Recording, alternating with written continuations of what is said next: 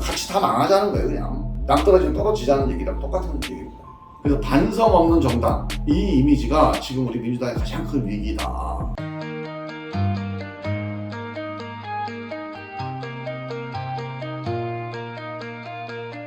현재 민주당이 개딸로 대표되는 지지층의 극단적인 성향과 도덕적 기준이 완전히 무너진 당 안팎의 상황으로 비춰볼 때 내년 총선 역시 역대급 비호감 선거로 득표율이 매우 낮을 것으로 예상이 되는데 이를 극복할 방안이 어떤 게 있겠습니까?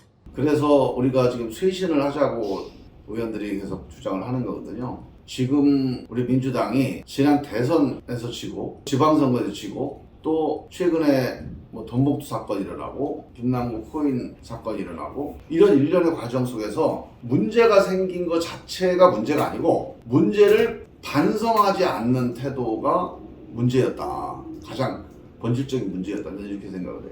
그러니까 그동안에 이른바 이재명의 민주당, 해갖고 이재명 당대표가 당을 이끌어왔는데 대선 이후의 일련의 과정이 반성이 없는 민주당이 돼버렸어요.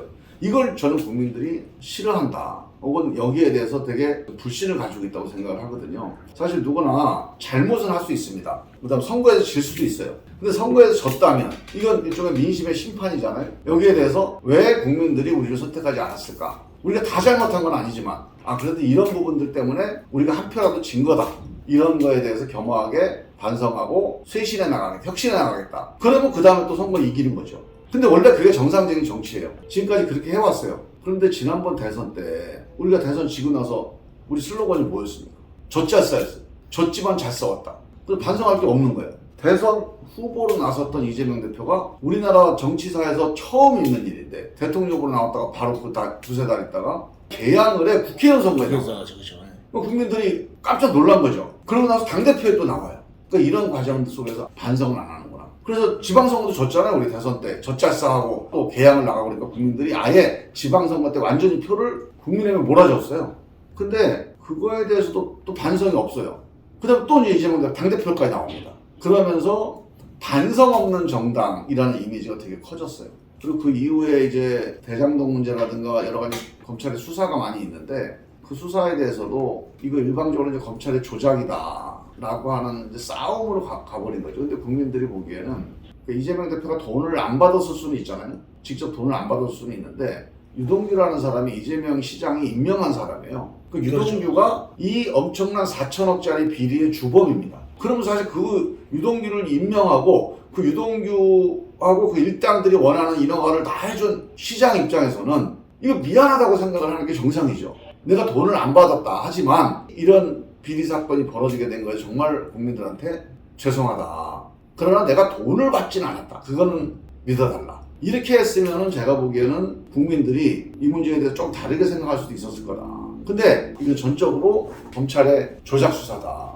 아니 유동규하고 그 김만배 일당이 비리를 저지른 건 조작이 아니잖아요. 그게 조작이 아니고 그게 비리라면 그 유동규를 그 자리에 갖다 앉히고 뒤에서 뒷받침을 해준 시장이 나는 책임이 없다. 나는 결백하다. 이거는 안 돼요. 그래서 그게 국민들이 보기에 좋은 게 아닙니다. 그래서 이재명 대표가 이 사법 리스크라고 하는 것도 결국은 반성하고 인정하는 이런 것들이 없이 너무 정치적으로 부인하기만 한다. 이런 것들이 또 약간 마이너스 요소가 돼요. 그래서 이번 돈봉투 사건도 마찬가지인데 우리 당에서는 뭐 이거를 여러 가지로 조사도 해야 되는데 조사도 제대로 못하고 홍영길 대표를 탈당을 시켰다고 하지만 뭐 탈당한 거가 무슨 해결책은 아니잖아요. 또 나머지는 이게 뭐 기름값 뭐 밥값이나 준 건데 이게 뭐냐, 이거 문제가 뭐가 있냐, 저쪽 당도 그런다. 뭐 이런 식의 대응을 하다 보니까 선거할 때 돈 수천만 원이 오갔는데 돈봉투를 뿌렸는데 그걸 보고도 별게 아니라고 얘기하는 정당이다? 반성을 안 한다? 그럼 국민들이 더 화가 난 거예요. 만약에 농협조합장 선거에서야 10만 원짜리 10장 뿌리잖아요? 이 사람 구속입니다. 아니 선거 잘리고 바로 구속돼 버려요. 당선되면은 막 당선 무효됩니다. 근데 우리가 민주당의 당대표를 뽑는 선거에서 그런 일이 벌어졌다는 거는 그거는 안 되는 일이에요. 김남국 의원 건도 우리 당원들 중에도 김남국 의원이 뭐 돈 번 게 뭐가 잘못이냐 이렇게 얘기를 해요. 정치인들이 돈을 벌 수도 있지 않냐. 저는 깜짝 놀랐어요. 그러니까 우리 편을 보호하려고 막 말이 안 되는 논리를 막 동원하는 거거든요. 이걸 유튜브에서 계속 이렇게 막 얘기를 하고 그 유튜브 듣는 사람들은 또 그렇게 어디 가서 얘기를 하니까 이거 완전히 민주당 지지자들이 이제 왕따가 돼 있는 상태예요. 국민들 보기에는 그거는 납득이 안 되는 일이에요. 우리 국민들이 정치인이라는 건 자기가 개인이 사업하는 게 아니잖아요. 국가의 예산 그리고 국민의 권한, 입법 권한을 대신 위임받아서 일을 하는 거잖아요. 그러니까 국민의 권한과 국민의 세금을 가지고 일을 하는 거예요. 그러니까 이 사람이 이 일을 성실하게 안 하고 딴짓을 하게 되면 어떻게 됩니까? 그냥 자기 개인 사업하다가 딴짓하는 건 괜찮아요. 근데 이거는 국가와 국민의 이 세금과 권한을 가지고 일을 하는 사람이잖아요. 거기다 맡겨놨는데 일을 안 하고 자기가 돈 벌 궁리를 하고 있다. 부동산 투자한다든가 뭐 주식 투자한다든가 아니면 가게 차려가지고서 뭐 보험 영업한다든가 그런 사람 찍어줍니까? 안 되죠. 그래서 우리 법에 영리활동의 겸직을 금지하도록 법으로 돼 있어요. 아예 국회의원은 영리활동은 법적으로 못하게 돼 있는 겁니다. 그래서 포인한 게 뭐가 문제냐? 이건 절대 안 된다. 특히 상임위 활동을 하면서 회의 시간에도 막 매매를 했다는 거 아닙니까? 수천만 원씩. 이거를 놔두고 우리 당원들이 이걸 보호하자, 김남국을 지키자, 같이 다 망하자는 거예요. 그냥 낭떠러지면 떨어지자는 얘기랑 똑같은 얘기입니다. 그래서 반성 없는 정당, 이 이미지가 지금 우리 민주당의 가장 큰 위기다.